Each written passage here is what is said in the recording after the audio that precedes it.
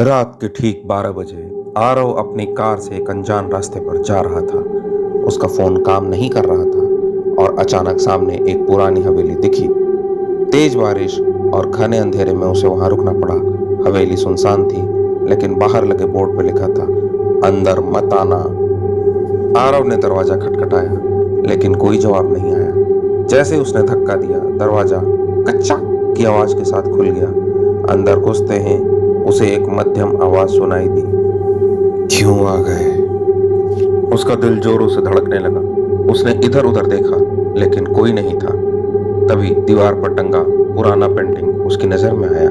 उस पर धूल जमी थी, लेकिन जब उसने उसे साफ किया तो झटका लगा। उसमें जो औरत थी, उसकी आंखें सीधा आरव की ओर देख रही थी। डरते डरते हुए वह आगे बढ़ा। एक कमरा अध खुला था।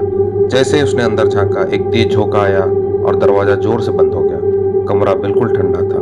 वहां एक पुरानी लकड़ी की अलमारी थी, जिस पर खून के धब्बे थे। अलमारी खोलते ही डायरी गिरी, जिसमें लिखा था, अगर यह पढ़ रहे हो तो अब भाग नहीं सकते। आरव के हाथ पांव सुन्न हो गए। तभी अचानक उसे लगा कोई पीछे खड़ा है। उसने घबरा कर पलट कर देखा, पर वहां कोई नहीं था, लेकिन जमीन पर किसी के गीले पैरों के निशान थे, जो धीरे धीरे आरव की ओर बढ़ रहे थे। अब हवेली की हर चीज उसे डरावनी लगने लगी। तभी किसी ने उसकी गर्दन पर ठंडी सांस छोड़ी। वो चीखते हुए भागा, लेकिन दरवाजा अपने आप बंद हो गया। तभी एक धीमी हंसी गूंजी, अब तुम भी हमारे साथ रहोगे। आरव ने हिम्मत जुटाई और खिड़की से बाहर कूद गया, लेकिन जैसे वह भागने लगा, उसे एहसास हुआ कि हवेली के बाहर उसकी कार ही नहीं थी।